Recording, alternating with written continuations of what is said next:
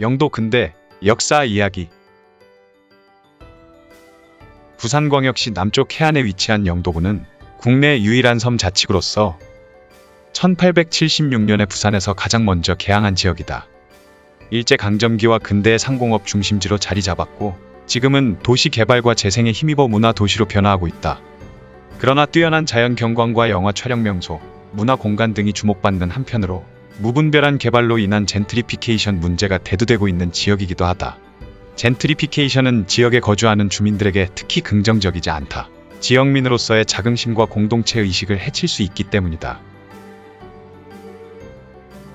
내가 사는 동네에 100년 전 지도가 발견된다면 어떨까? 그 지도에 표시된 상점들과 거리의 흔적이 지금까지 남아있다면 영도 근대 역사 흔적지도 개발은 1916년에 측도되고 1919년에 수정되어 1924년에 발행된 조선 총독부 육지측량부 부산지영도로부터 시작되었다.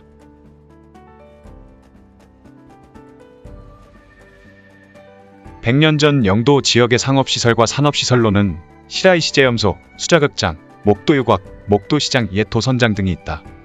영도는 국영 목마장과 육송 조림지 외에도 풍부한 어장을 바탕으로 한 수산업이 주요 수입원이었으며 이러한 수산업과 관련한 조선업이 초기부터 입지했다. 근대식 조선소가 입지한 것은 1887년 다나카 조선소이며 지금의 자갈치인 남빈에 소재하고 있었다. 1912년 다나카 키요시가 가업을 이어받아 영도의 철공업을 겸한 조선소를 설립했다. 옛 다나카 조선소와 나카무라 조선소가 있던 장소에는 지금도 조선소가 영업을 하고 있어 100년간을 이어온 조선산업 경관을 엿볼 수 있다. 천일염을 물에 녹여 불순물을 여과한 후 다시 가열에 결정화시킨 소금을 제제염이라고 한다.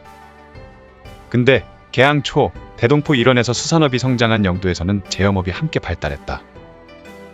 당시 용호동의 분포염전 지역 외에 대부분의 제염 공장은 영도에 집중되어 있었다.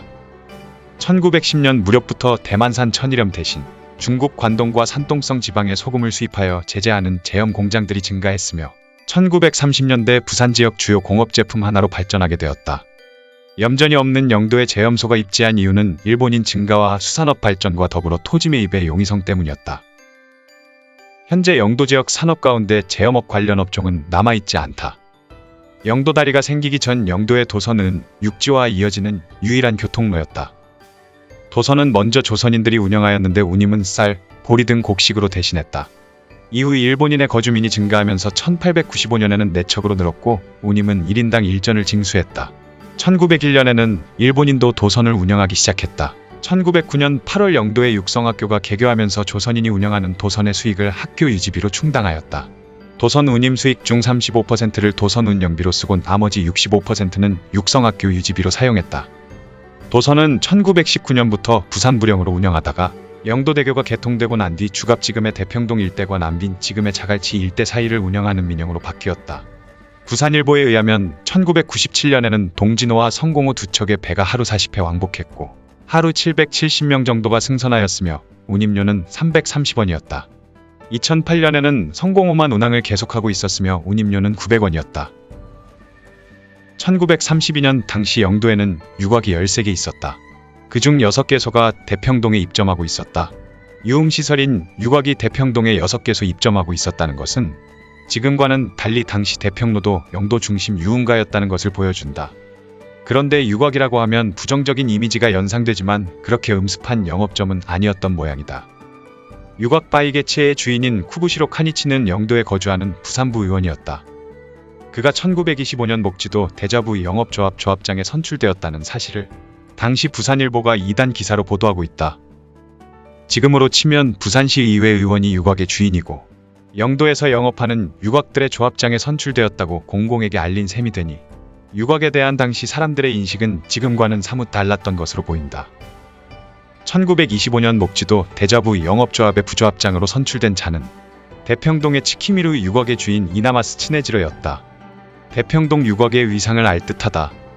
목도시장은 1932년 6월 개장하였다. 규모는 대지 718평, 건평이 125평이었다. 목도시장은 초량시장과 함께 6번째로 개설된 공설시장이다. 1942년 당시 운영되었던 공설시장은 총 14개소이며 목도시장은 초량시장, 수정시장, 영주시장, 부전시장보다 매출액이 많은 시장이었다. 목도시장 자리에는 현재 복내동 대화아파트가 들어서 있다. 영도에 세워진 두 번째 극장 코토부키자 극장은 에비스자 극장 이래 목도에 두 번째로 세워진 활동사진 상설관이다. 1924년 개관하여 1990년 폐관했다. 일제강점기 21년 및 광복 이후 45년간 총 66년 동안 영업했다.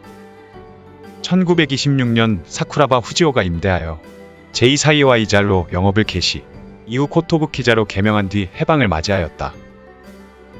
1946년 항구극장으로 개명한 후 1990년 폐관됐다. 원래 바람이 기운차게 일어나는 포구라는 의미로 풍발포라고도 불렸던 대동포는 1900년대 초부터 일본 어선들이 몰려들면서 변화하게 되었다. 이후 풍랑을 피할 수 있는 포구라는 의미로 바람을 기다리는 대풍포라는 지명으로 더 많이 알려지기 시작하였다. 대풍포는 나중에 대풍포 또는 대평포라고도 표기되었다.